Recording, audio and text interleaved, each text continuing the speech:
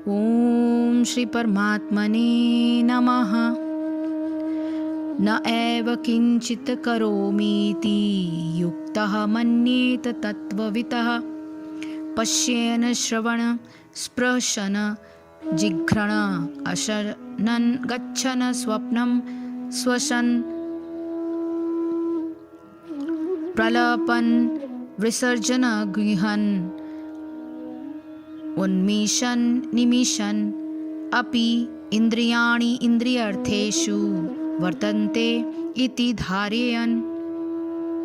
यहाँ पे श्लोक संख्या 8 और 9 की व्याख्या एक साथ की गई है। न यानी नहीं, एव यानी निश्चय ही, किंचित कुछ भी, करोमि करता हूँ, इति इस प्रकार, युक्तः दैवी चेतना में लगा हुआ, मन्येत सोचता है, तत्ववित् सत्य को जानने वाला, पश्यन देखता हुआ, शृण्वन् सुनता हुआ, स्पृशन स्पर्श करता हुआ, जिघ्रण सूंघता हुआ, अशनन खाता हुआ, गच्छन जाता हुआ, स्वपन स्वप्न देखता हुआ, स्वशन सांस लेता हुआ, प्रलपन बात करता हुआ, विसर्जन त्यागता हुआ, गृहन स्वीकार करता हुआ, उन्मिशन खोलता हुआ, निमिशन बंद करता हुआ, अपि तो भी, इंद्रियाणि इंद्रियों को, इंद्रियार्थेषु इंद्रिय तृप्ति में, वर्तन्ते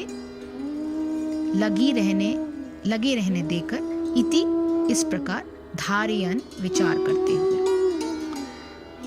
दिव्य भावनामृत युक्त पुरुष देखते हैं, सुनते हैं, स्पर्श करते, सूंघते, खाते, चलते फिरते, सोते तथा श्वास लेते हुए भी अपने अंतर्मन में सदैव यही जानते हैं कि वास्तव में वो कुछ भी नहीं करता, वो कुछ भी नहीं है। बोलते, त्यागते, ग्रहण करते या आंखें खोलते बंद करते हुए भी वह ये जानता रहता है कि भौतिक इंद्रियां अपने अपने विषयों में प्रवृत्त हैं और वह इन सबसे पृथक है। चूंकि कृष्ण भावना भावित व्यक्ति का जीवन शुद्ध होता है, फलतः उसे निकट तथा दूरस्थ 5 कारणों, कर्ता, कर्म, अधिष्ठान, प्रयास तथा भाग्य पर निर्भर किसी कार्य से कुछ लेना देना नहीं रहता। इसका कारण यही है कि वह भगवान की दिव्य सेवा में लगा रहता है। यद्यपि ऐसा प्रतीत होता है कि वह अपने शरीर तथा इंद्रियों से कर्म कर रहा है, किंतु वह अपनी वास्तविक स्थिति के प्रति सचेत रहता है, जो कि आध्यात्मिक व्यस्तता है। भौतिक चेतना में इंद्रिय तृप्ति में लगी रहती हैं, किंतु कृष्ण भावनामृत में वे कृष्ण की इंद्रियों की तुष्टि में लगी रहती हैं। अतः कृष्ण भावना भावित व्यक्ति सदा मुक्त रहता है। भले ही वह ऊपर से भौतिक कार्यों में लगा हुआ दिखाई पड़े, देखने तथा सुनने के कार्य ज्ञानेंद्रियों के कर्म हैं, जबकि चलना, बोलना, मल त्यागना आदि कर्मेंद्रियों के कार्य हैं। कृष्ण भावना भावित व्यक्ति कभी भी इंद्रियों के कार्यों से प्रभावित नहीं होता। वो भगवत सेवा के अतिरिक्त कोई दूसरा कार्य नहीं कर सकता, क्योंकि उसे ज्ञात है कि वह भगवान का शाश्वत दास है। तत्व को जानने वाला सांख्य योगी देखते हुए, सुनते हुए, छूते हुए, सूंघते हुए, खाते हुए, चलते हुए, सोते हुए, श्वास लेते हुए, बोलते हुए, त्याग करते हुए, ग्रहण करते हुए, आँख खोलते हुए, आँखों को मूंदते हुए ये भाव धारण किए रहता है कि सभी इंद्रियां अपने अपने विषयों में प्रकृति के गुणों की अंतर्क्रियाओं के कारण क्रियाशील हो रही हैं। मतलब सारी जितनी भी हमारी इंद्रियां हैं वो अपना अपना काम करने में लगी हुई हैं, और ऐसा मानता है कि मैं कुछ भी नहीं करता। इंद्रियों के कार्यों में सांख्य योगी की निर्लिप्तता। सब लोगों का यह अनुभव होता है कि जो मनुष्य भोजन करता है उसमें उसे ग्रहण कर उसे चबाने की क्रिया तो वो समझबूझ कर करता है। चबाने के बाद गले से नीचे उतरने पर उसे पचाने की क्रिया में उसका कोई प्रत्यक्ष प्रयास नहीं होता, यानी वो खुद नहीं करता। It is an automatic system जो अपने आप से होता रहता है। उदरस्थ होने के बाद यानी भोजन के खाने के बाद भोजन के रस से रक्त इत्यादि रसों से बनने की क्रिया अपने आप संपन्न होती रहती है, और उन रसों का वितरण भी संपूर्ण शरीर के अंगों में अपने आप होता रहता है। जिस प्रकार एक साधारण मनुष्य पाचन क्रिया और रस वितरण में अपना कोई प्रयास नहीं समझता और उनसे पूर्ण रूप से निर्लिप्त रहता है, उसी प्रकार सांख्य योगी अपने ज्ञानेंद्रियों और कर्मेंद्रियों की क्रियाओं में अपनी स्वेच्छा की हर प्रकार की भागीदारी के भाव का त्याग कर देता है।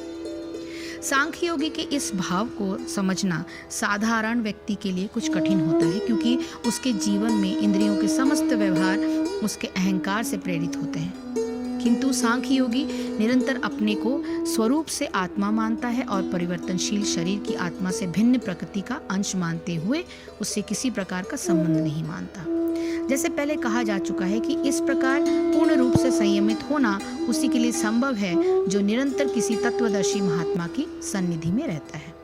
ऐसा करना अत्यंत अल्पसंख्यक व्यक्तियों के लिए ही संभव है और ऐसे व्यक्ति सामान्यतया समाज के संपर्क में बहुत कम आते हैं। किंतु इन 2 श्लोकों में भगवान ने कर्म संन्यास की साधना करने वाले सांख्य योगी के लक्षण इसलिए बताए हैं जिससे कर्म योगी के साधन से सांख्य योगी के साधन की भिन्नता स्पष्ट रूप से समझ आ जाए। साधन में भिन्नता होते हुए भी जो परम पद प्राप्त होता है वो एक ही है। संबंध ये सभी जानते हैं कि बुद्धि, मन, अहंकार, इंद्रियां और शरीर से ही सारे कर्म संपन्न होते हैं, इसलिए इन्हें ही सारे कर्मों को करने का हेतु बताया जाता है। ऊपर्युक्त 2 श्लोकों में यह बताया गया है कि सांख्य योगी इन्हें जड़ प्रकृति का अंश समझता है और स्वयं अपने को चेतन स्वरूप परमात्मा का अंश मानता है। इसीलिए वह निश्चित रूप से इस ज्ञान में प्रतिष्ठित रहता है कि इन कर्णों के द्वारा जो भी कर्म संपादित होते हैं वे सब प्रकृति के मूलभूत गुणों की पारस्परिक अंतः क्रियाओं के कारण होते हैं। अतः उन कर्मों का कर्ता होने का भाव उसके मन में प्रवेश नहीं करता, किंतु कर्मयोगी में इन सब कर्णों से संबंधित होने का भाव रहता है। साथ ही उसमें यह ज्ञान भी रहता है कि ये सब कर्ण उसे परमात्मा ने दिए हैं, अतः वो इन कर्णों द्वारा सारे कर्म परमात्मा की आज्ञा से ही और उनकी प्रसन्नता के लिए भक्तिपूर्वक ही करने के लिए अपने को बाध्य समझता है। परमात्मा के दिए गए कर्णों से किसी भी प्रकार अपना हित साधने को वह कपटपूर्ण आचरण समझता है, अतः ऐसे आचरण का वह सर्वथा त्याग कर देता है। इस प्रकार उसमें कर्तापन का भाव होते हुए भी कर्तापन का अभिमान बिल्कुल नहीं होता, क्योंकि वह अपने को उन कर्मों को करने का यंत्र मात्र समझता है। इस प्रकार कर्म करते हुए भी ऐसे भक्ति प्रधान कर्मयोगी को जो स्थान प्राप्त होता है उसे बताते हुए भगवान आगे के श्लोकों का वर्णन करेंगे। हरि ओम तत्सत, हरि ओम तत्सत, हरि ओम तत्सत। जय श्री कृष्ण, जय गुरुदेव।